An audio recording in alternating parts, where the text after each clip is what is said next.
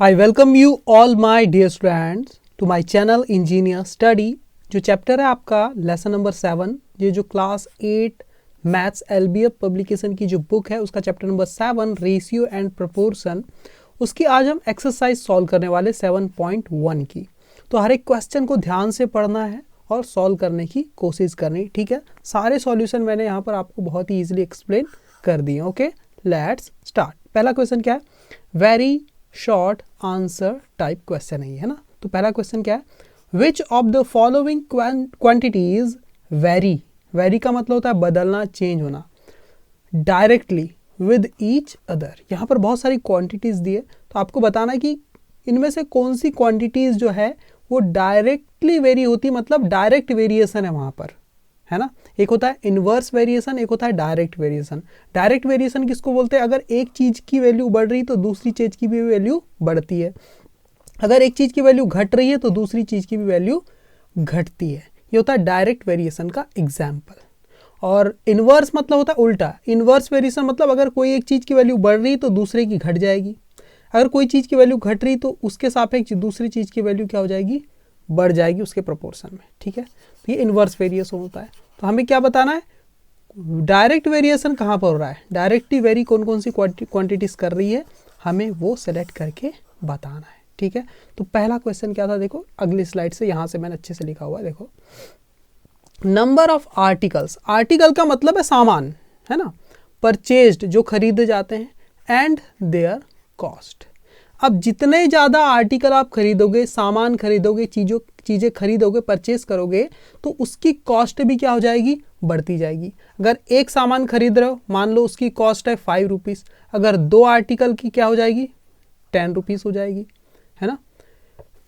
और 3 आर्टिकल की 5 3 15 रुपीज़ हो जाएगी। तो आर्टिकल की वैल्यू अगर आप बढ़ाते जा रहे हैं तो उसकी कॉस्ट भी बढ़ती जा रही है आर्टिकल के नंबर के साथ साथ, है ना।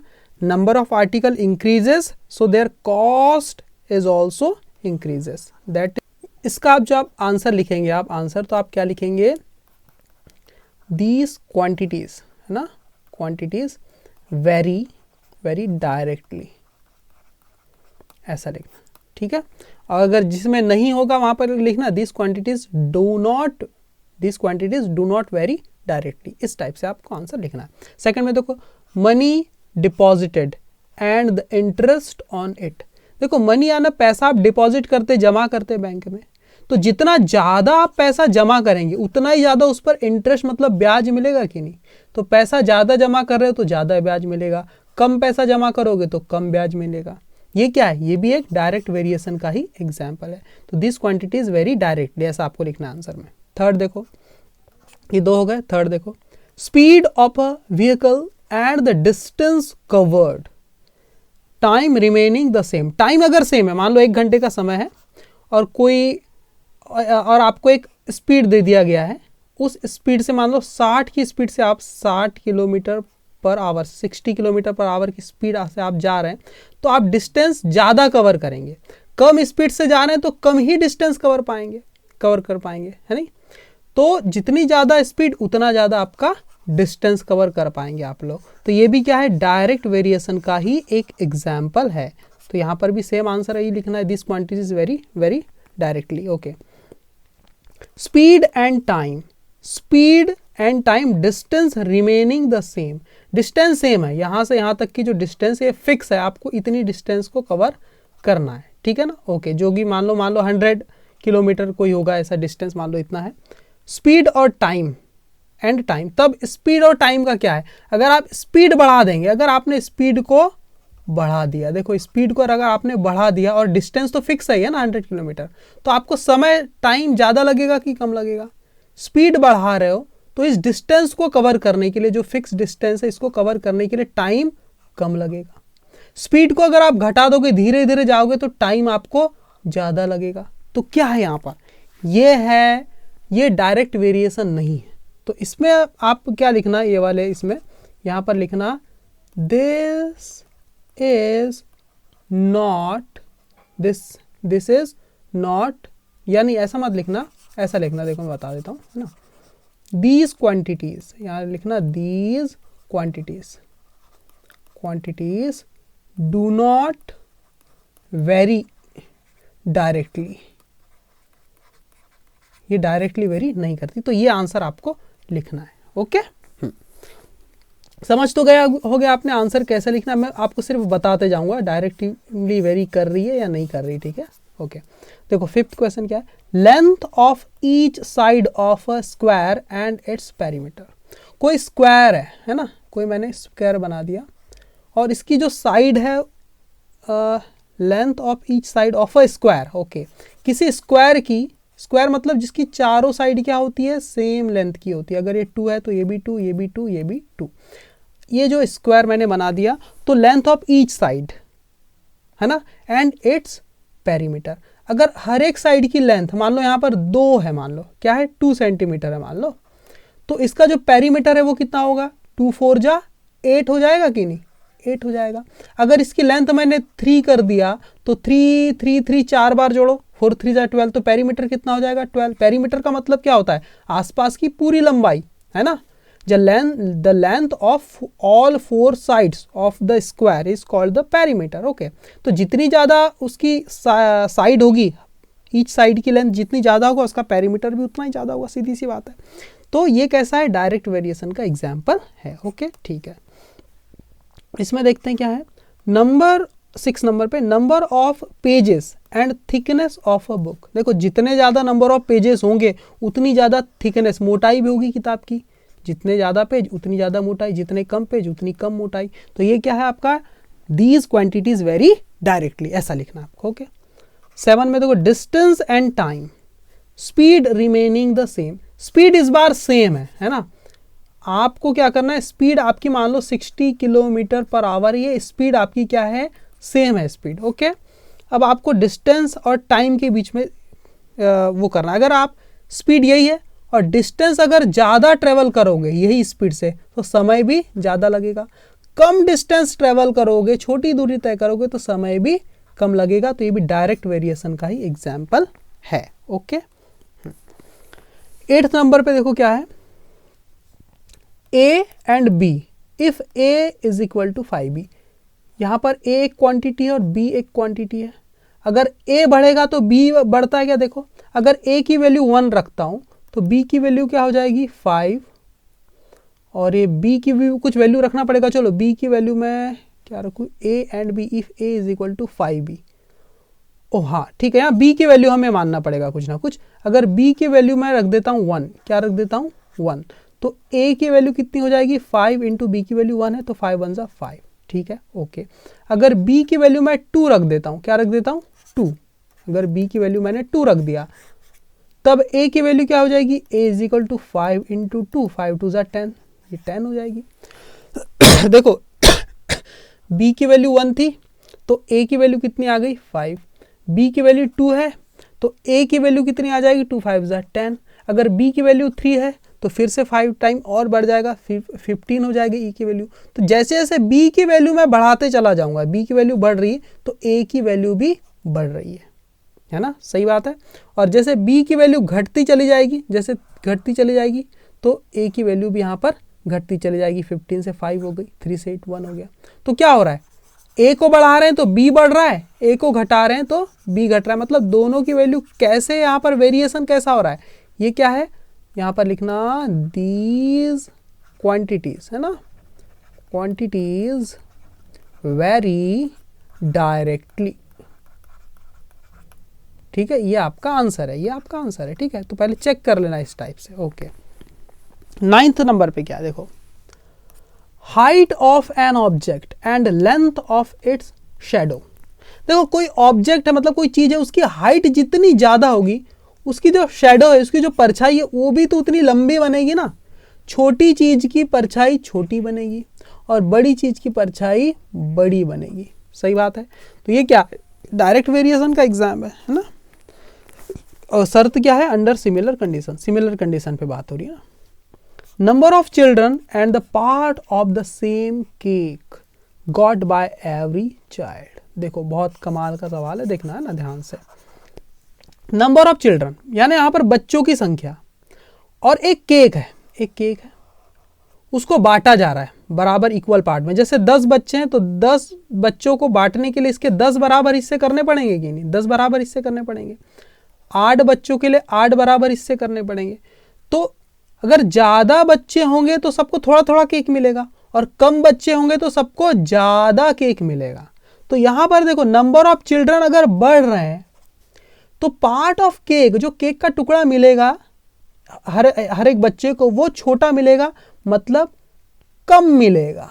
अगर बच्चे बढ़ जाएंगे तो केक कम मिलेगा, और बच्चे कम हो जाएंगे तो केक ज़्यादा मिलेगा हर एक बच्चे को। तो उल्टा हो रहा है कि नहीं? तो यहाँ पर क्या लिखना पड़ेगा, these quantities very do not very directly. यहाँ पर आप आंसर में क्या लिखोगे, दीज क्वांटिटीज, है ना, quantities do not very directly. समझ गए? तो इस टाइप से आपको चीज़ों को सॉल्व करना है। ओके, आगे देख लेते हैं अब। Find second question. क्या है सेकेंड क्वेश्चन? देखो, find the ratio of the following. यहाँ पर रेशियो निकालना है ना। कोई भी दो नंबर दिए रहते हैं, जब उनका हम रेशियो निकालते हैं तो रेशियो निकालने की एक कंडीशन क्या होती है, दोनों की यूनिट सेम होना चाहिए, है ना। अगर यहाँ 2 सेंटीमीटर का रेशियो अगर निकलेगा तो वो कोई 5 लिखा है तो 5 सेंटीमीटर ही होना चाहिए, दोनों की यूनिट जो है सेम होना चाहिए। अगर नहीं है तो उसे सेम करना पड़ेगा। ठीक है, चलो रेशियो करते हैं। अपॉन का साइन लगा के जो कॉमन टर्म है उसको हम काट देते हैं, डिवाइड कर देते हैं, रेशियो निकल जाता है। तो पहला क्वेश्चन क्या है, देखो, 6 ऑरेंजेस टू 2 डजन ऑरेंजेस। तो यहाँ पर आपने लिखा है 6 ऑरेंज अपॉन 2 डजन ऑरेंज का मतलब कितने ऑरेंज हुए? 1 डजन मीन्स होता है 12 ऑरेंजेस। ओके, इसलिए 2 डजन मीन्स कितना हो गया, 12 इंटू 2 मतलब कि 24 ऑरेंजेस। सही मतलब हुआ। तो 6 ऑरेंजेस अपॉन 2 डजन ऑरेंजेस मतलब 24 ऑरेंजेस, 24 ऑरेंजेस। तो ये जो यूनिट से यूनिट ये कट जाता है, तो 6 1 जा 6 और 6 4 जा 24। तो रेशियो क्या निकल जाएगा, 1:4। आपका आंसर क्या आ जाएगा, 1:4। तो 6 ऑरेंजेस टू 2 डजन ऑरेंजेस का रेशियो कितना होगा, 1:4। कोई यूनिट आपको लिखने की जरूरत नहीं है। ओके, ये ऑरेंज का रेशियो निकल गया। ठीक है, वैसे ही अब अगला सवाल क्या बोल रहा है, 25 मीटर टू 25 सेंटीमीटर। देखो, सबसे पहले तो आपको यूनिट सेम करना पड़ेगा। मीटर और सेंटीमीटर में क्या कनेक्शन, ये आपको पता होना चाहिए। ठीक है, देख लेते हैं क्या है इसका आंसर। हमें पता है कि 1 metre is equal to 100 centimetre, ये हमें पता है ना। ओके, इसीलिए 25 metre will be equal to 100 into 25 centimetre, यानी कि 2500 सेंटीमीटर। ओके, इसलिए रेशियो, जो आपका रेशियो होगा वो क्या होगा, 25 मीटर अपॉन 25 सेंटीमीटर। तो 25 मीटर को सेंटीमीटर में बदले तो कितना हो गया, 2500 सेंटीमीटर। और ये 25 सेंटीमीटर तो है, यूनिट सेम हो गई तो सेंटीमीटर सेंटीमीटर गया। 25 1 जा 25 और 2 जीरो किए, 2 जीरो तो ऊपर 100 नीचे 1 आया, तो रेशियो क्या निकलेगा, 100:1। ये आपका फाइनल आंसर आ चुका है। ठीक है, तो ऐसे ही आपको लिखना है। यहाँ शुरू में लिख सकते हो वी नो करके, है ना, we know comma 1 metre is equal to इतना, 25 इतना, इसलिए रेशियो इतना इतना बराबर 100:1। ये आपका आंसर निकल जाएगा इस टाइप से। ठीक है, कर लोगे सॉल्व। ओके, तो थर्ड क्वेश्चन को देख लेते हैं अब, है ना। क्या है, 15 सेकेंड टू 2 आवर। देखो, 15 सेकेंड टू 2 आवर देख लेते हैं यहाँ पर ध्यान से। तो सबसे पहले तो सेकंड है तो यहाँ भी सेकंड बना लेते हैं। हमें पता है कि 1 hour is equal to 60 second, है ना। ये बात हम जानते हैं, वी नो करके लिख देना।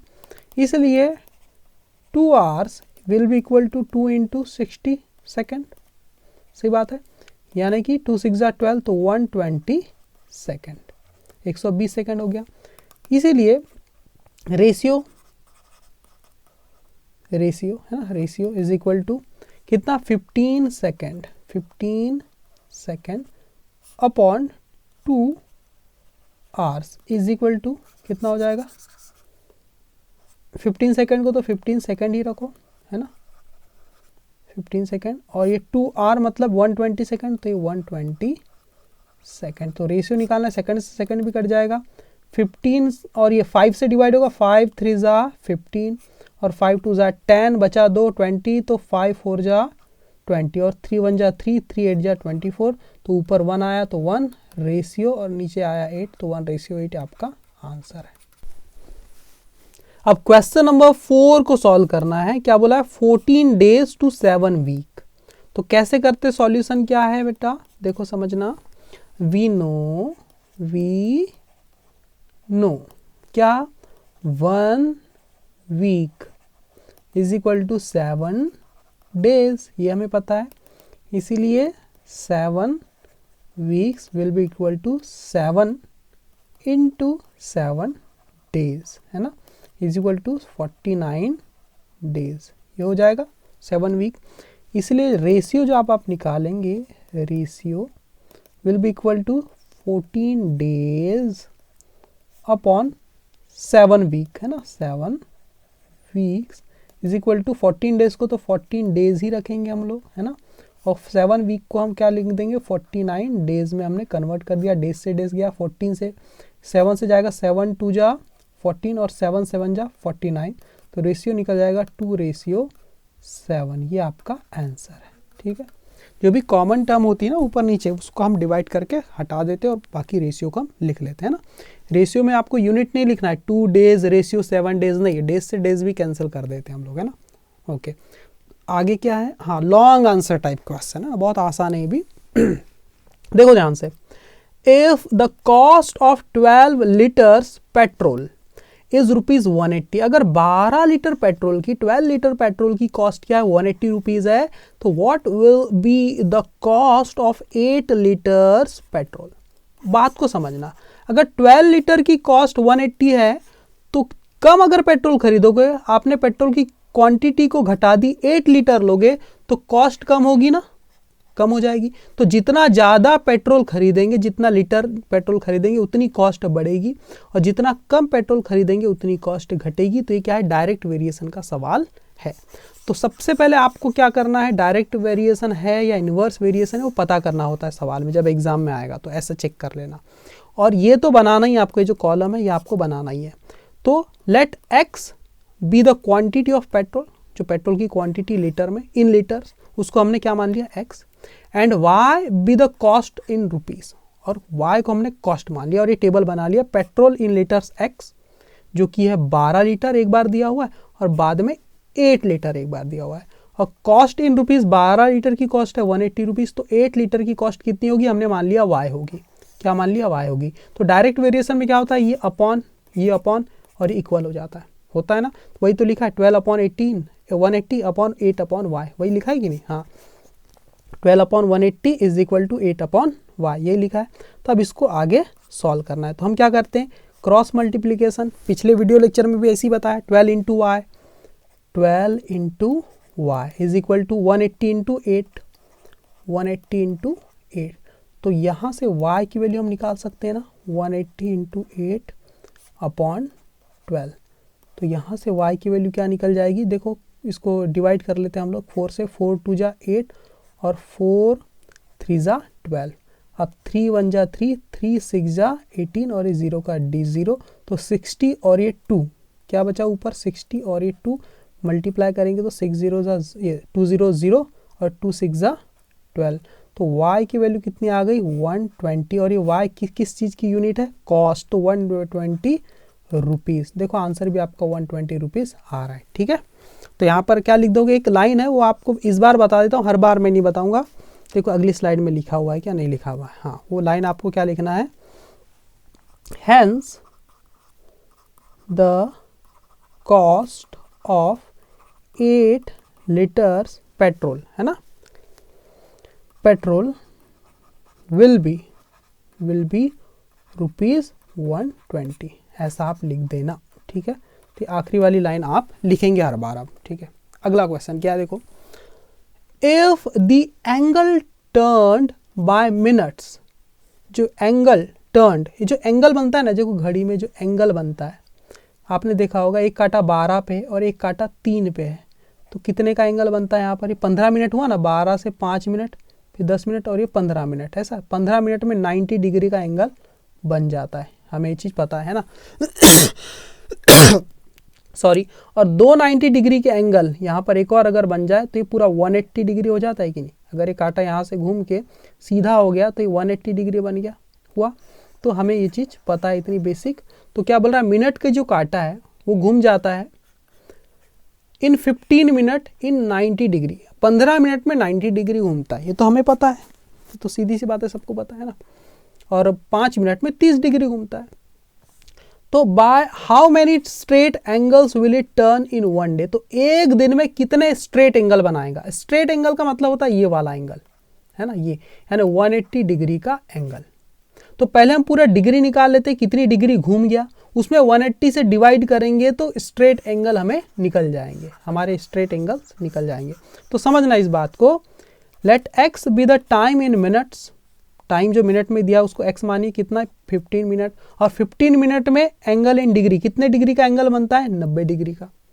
तो वन डे, देखो वन डे मतलब कितना मिनट, एक दिन में 24 घंटे और एक घंटे में 60 मिनट, मतलब 1440, 1440 मिनट में मैंने कन्वर्ट कर दिया। One day is equal to कितना मिनट? 1440 मिनट। तो मिनट में ही आपको लिखना है, क्योंकि जब देखो यहाँ पर बोला ही है ना इन मिनट, तो x की पूरे अमाउंट मिनट में रहेंगे, 15 भी अगर मिनट में, तो वन डे को मैंने मिनट में यहाँ पर चेंज कर लिया, ठीक है, ओके। तो इतने मिनट में कितना डिग्री घूम जाएगा वो आपको बताना है, और जो डिग्री घूमेगा उसमें कितने स्ट्रेट एंगल बनेंगे। हमें पता है कि एक स्ट्रेट एंगल बराबर कितना होता है? 180 डिग्री। तो कितने स्ट्रेट एंगल बनेंगे, तो 180 का डिवाइड कर देंगे तो वो भी हमें निकल जाएगा, ठीक है, ओके, समझ रहे हैं ना आप? ओके, देखो तो here x and y vary directly, सीधी सी बात है, जितने ज़्यादा मिनट घूमेगा, जितना डिग्री, जितने ज़्यादा मिनट, 5 मिनट, 10 मिनट, 15 मिनट का जो घूमेगा कांटा, उतना बड़ा एंगल वो बनाएगा, सीधी सी बात है। तो डायरेक्ट वेरिएशन का ये सवाल है, इसलिए क्या होगा, एक्स अपॉन वाई क्या होगी, कांस्टेंट होंगे यहाँ पर, और यहाँ पर अपॉन लगाएंगे और ये बराबर का साइन, देखो 15/90 इज इक्वल टू 1440/y, ठीक है। तो यहाँ से क्रॉस मल्टीप्लीकेशन करेंगे हम लोग, तो 15 का y से मल्टीप्लाई करेंगे, तो 15 into y is equal to 90 into 1440, okay. यहाँ से y की वैल्यू निकल जाएगी 90 इंटू 1440 अपॉन 15, ओके ओके। अब यहाँ पर जो हम डिवाइड करते हैं ना, 15 1 जा 50 और 15 6 जा कितना होता है 90, 6 बार में गया, तो यहाँ से y की वैल्यू आपकी निकल जाएगी 6 इंटू 1440, तो y की वैल्यू 6 0 जा 0, 6 4 जा 24 का 4 कैरी 2, 6 4 जा 24 प्लस 2 26, यहाँ पर 6 आ जाएगा, 2 से फिर से यहाँ पर कैरी, 6 1 जा 6 प्लस 2 8, ये हो गई y की वैल्यू। तो ये y की वैल्यू तो निकल गई, लेकिन हमें क्या पूछा है, how many straight angle will it turn in one day, एक दिन में कितने स्ट्रेट एंगल घूम जाएगा वो, मतलब 180 डिग्री के कितने एंगल बन जाएंगे। तो 180 में इसको डिवाइड करना है, तो यहाँ पर लिखना पड़ेगा स्ट्रेट एंगल्स, यहाँ पर लिखेंगे number of straight angles made by 8640 degree, है ना। कैसे निकालेंगे, इज इक्वल टू 8640 अपॉन 180, इससे ही कट जाएगा, 18 से यहाँ पर डिवाइड करेंगे तो 18 5 जा कितना होता है, 18 से ही डिवाइड करना है, 180 लिखा है तो 18 का अपन यहाँ पर टेबल पढ़ेंगे, ठीक है। 18 5 जा तो 90 होता है, 18 5 जा 90, तो 18 4 जा तक ही हमें टेबल पढ़ना पड़ेगा, है ना, ठीक है। तो 76 आता है, 18 4 जा 76, तो 76 और यहाँ पर 86 है, तो 10 बच गया, कितना 10 और ये 4 104 हो गया, ठीक है। तो 18 का टेबल पढ़ेंगे 104 के लिए, तो 18 8 जा, है ना, 104, तो यहाँ पर आपका आंसर कितना आ जाता है 48 स्ट्रेट एंगल बनेंगे। समझ में आ गया आपको, 48 स्ट्रेट एंगल यहाँ पर आपके बनने वाले।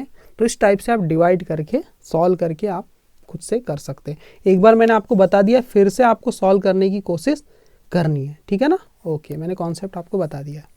आगे देखो, a worker is paid ₹280 for 8 days। जो वर्कर है एक, उसे पे किया जाता है कितना रुपए, ₹280, ₹280 पे किया जाता है 8 दिन के, फॉर 8 days, 8 दिन के।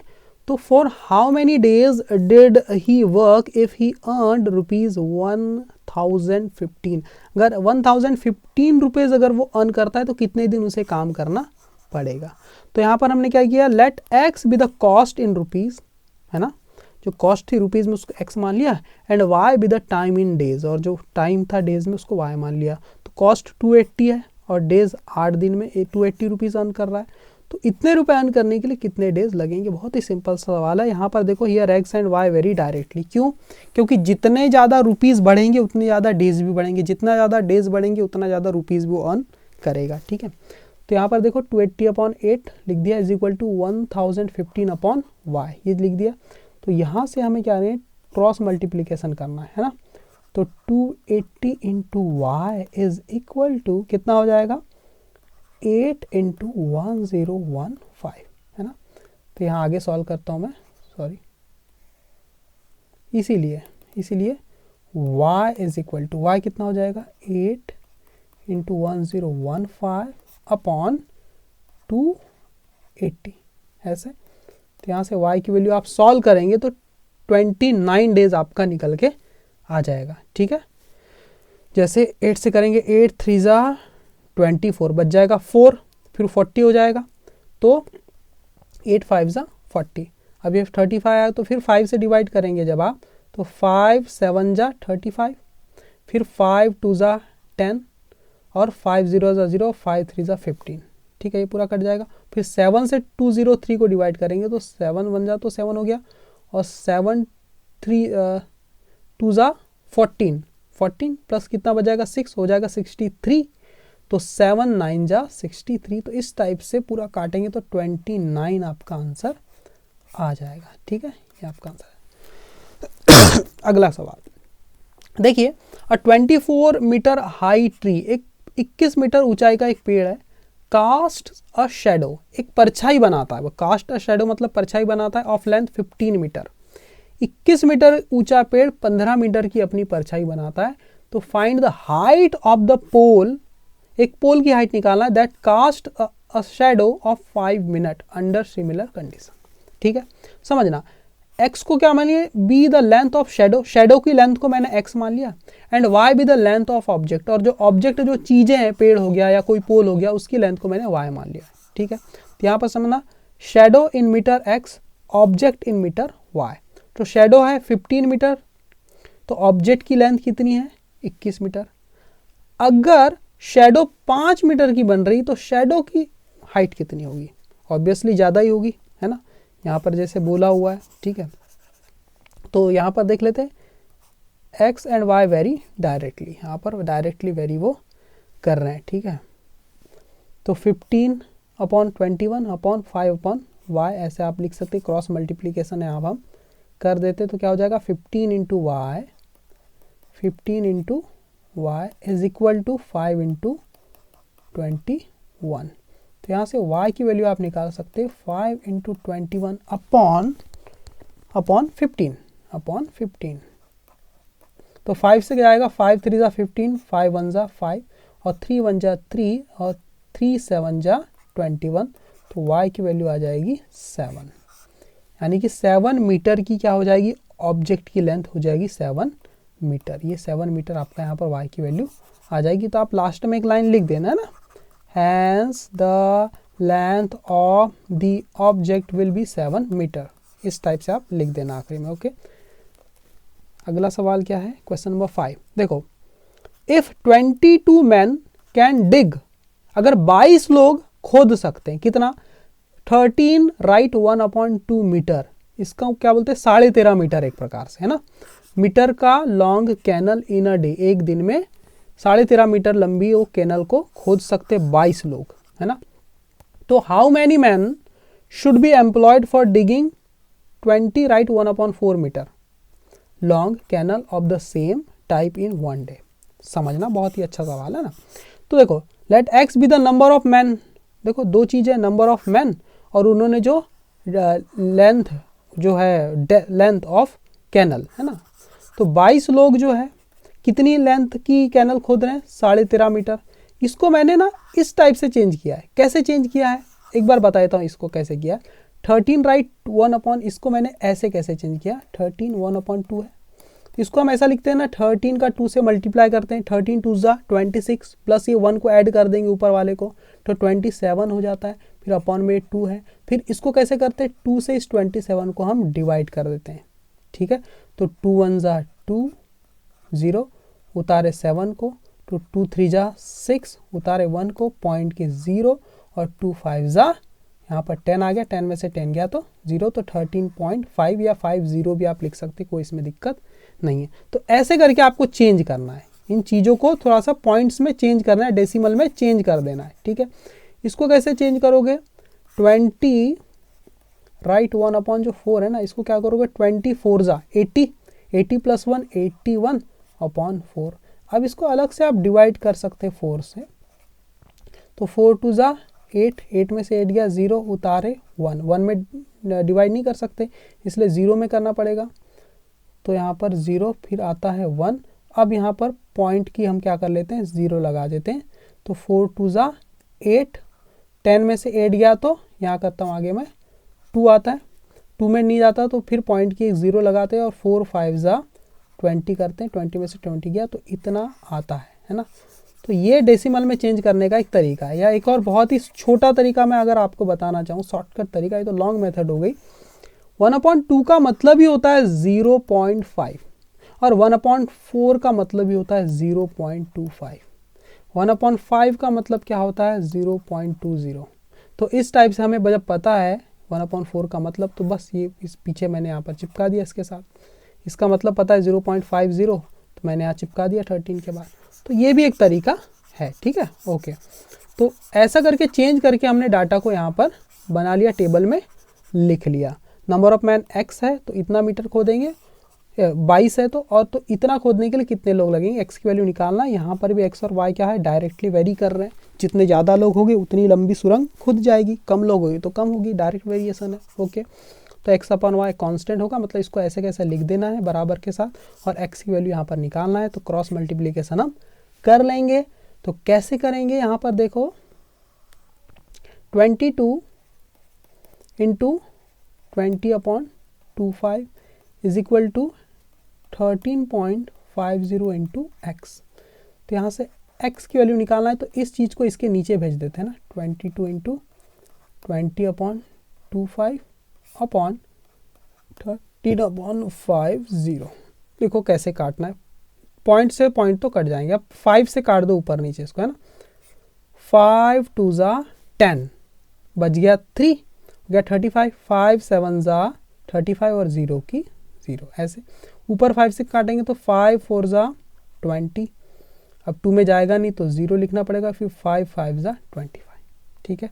फिर 5 से कट सकता है वो, देखो कैसे कटेगा, 5 8 जा 40, फिर 5 1 जा 5, और ये 5 से कटेगा तो 5 5 जा 25, 2 बच गया तो 5 4 जा 20, फिर 3 से जाएगा 9 से जाएगा सीधे, 9 9 जा 81 और 9 6 जा 54, फिर 3 से जाएगा 3 3 जा 9 और 3 2 जा 6, तो 3 ऊपर और नीचे 2 है, लेकिन इस 2 से 2 1 जा 2 और 2 11 जा 22। तो ऊपर क्या बचा, x की वैल्यू ऊपर क्या है, यहाँ पर 11 है, ऊपर यहाँ 3 है, तो इंटू 3, तो x की वैल्यू कितनी आएगी 33।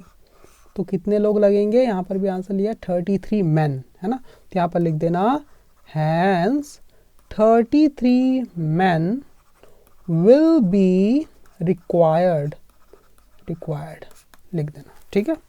टू डिग 20 राइट, ये सब लिख देना, मीटर लॉन्ग कैनल, ओके। और कोई है क्या, ये लास्ट सवाल है मेरे ख्याल से, नहीं 7 भी, 8 भी है, 9 भी है, 10 भी है, बहुत सारे सवाल है। 6 नंबर का क्वेश्चन क्या है, the scale of a map is given as 1 centimetre is equal to 15 kilometre. 1 centimetre को 15 किलोमीटर बोला है, तो यहाँ पर स्केल लेंथ सेंटीमीटर में x मान लिए और एक्चुअल लेंथ जो है उसको y मान लिए। तो जब आप कोई मैप बनाते हैं तो आपकी ओरिजिनल लेंथ से बहुत छोटा बनाते हैं, क्योंकि हर लेंथ को हम छोटा मान के चलते, 15 किलोमीटर को 1 सेंटीमीटर मान के हमने बनाया, तो चीज़ें बहुत छोटी हो गई है ना। तो actual distance between two places which are 5 centimetre apart on the map. तो अगर एक्चुअल लेंथ आपकी क्या बोला है, फाइंड द एक्चुअल लेंथ, जो एक्चुअल लेंथ है ये हमें फाइंड करना है। अगर आपकी स्केल लेंथ कितनी है 5, अगर किसी मैप में 5 सेंटीमीटर की कोई लेंथ है तो उसकी एक्चुअल लेंथ क्या होगी, 15 गुना ज़्यादा होगी, सीधी सी बात है।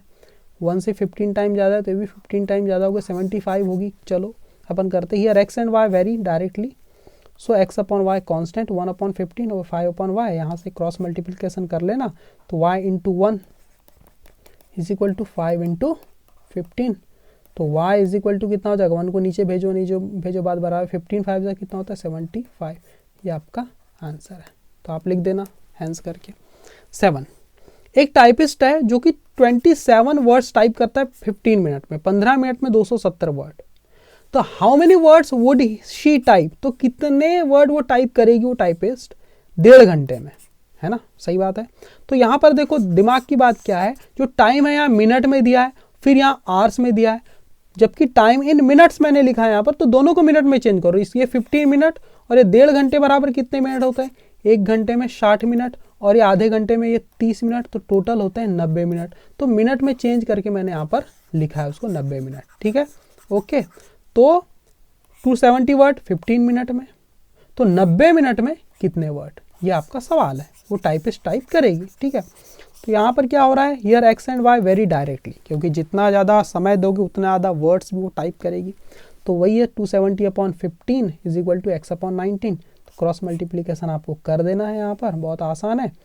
तो x into 15 is equal to 270 into 90, तो x की वैल्यू क्या हो जाएगी 270 इंटू 90/15, तो x की वैल्यू देखो 15 6 ज़ा 90, तो 6 से मल्टीप्लाई करना है, 270 इंटू 6 ये आपका आंसर आने वाला है। 6 0 ज़ा 6, 6 7 ज़ा कितना होता है 42 का 2 4 कैरी हो जाएगा, 6 2 ज़ा 12 प्लस 4 कितना होता है 16, तो 16,620 वर्ड्स, ये हो गया आपका answer. And she will type 1620 words in 90 minute या 1.5 आवर्स, ओके। 8th नंबर का क्वेश्चन क्या देखो, in a model of a school building the height of the first floor is 12 centimetre, पहले फ्लोर की हाइट 12 सेंटीमीटर है, while the actual height of the first floor is 6 metre. देखो एक model बना रहे हैं तो मॉडल तो छोटा ही बनेगा सेंटीमीटर में, एक्चुअल हाइट जहां 6 मीटर है स्कूल की, मॉडल में हमने उसको 12 सेंटीमीटर लिखा। अगर उसकी मॉडल की हाइट अगर 36 सेंटीमीटर है तो एक्चुअल हाइट कितनी होगी, यही सवाल देखो पूरा आपके सामने लिखा हुआ है, सॉल्यूशन है ना।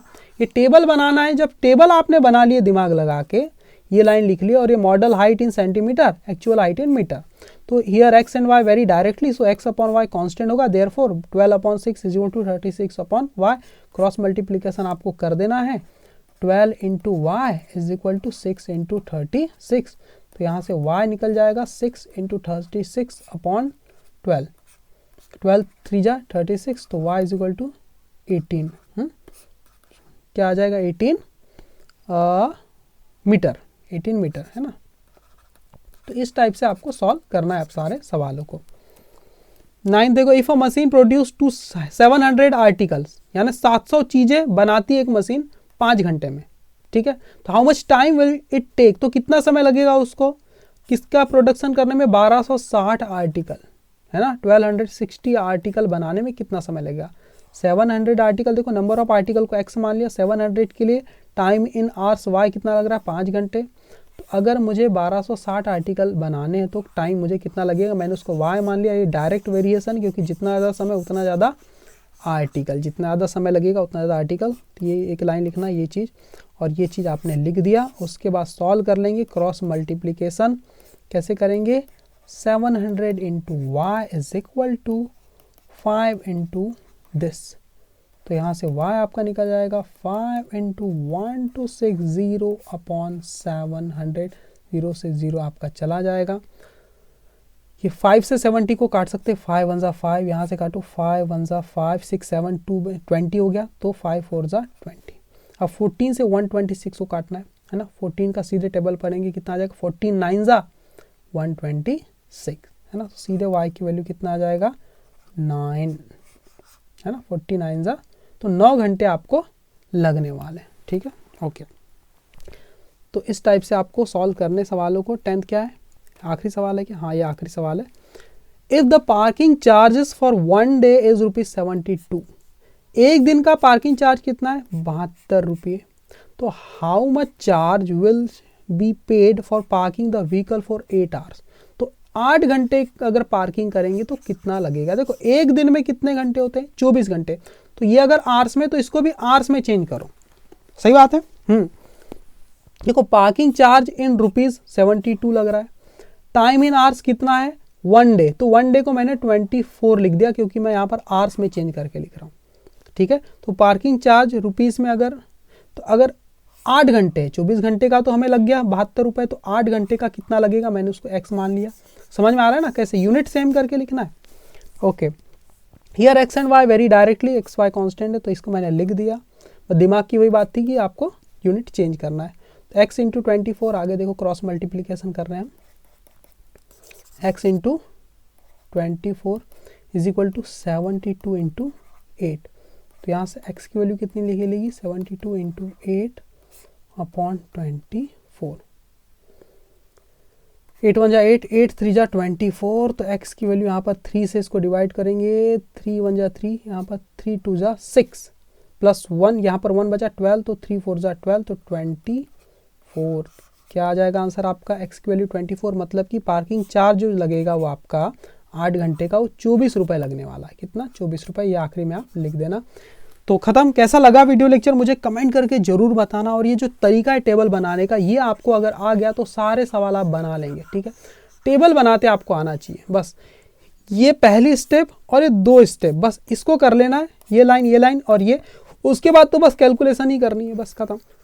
तो कैसी लगी वीडियो लेक्चर कमेंट करके जरूर बताना, और वीडियो को लाइक जरूर करना, अपने दोस्तों के साथ, क्लासमेट के साथ, फ्रेंड्स के साथ इसको जरूर शेयर करना। Thank you very much my dear student.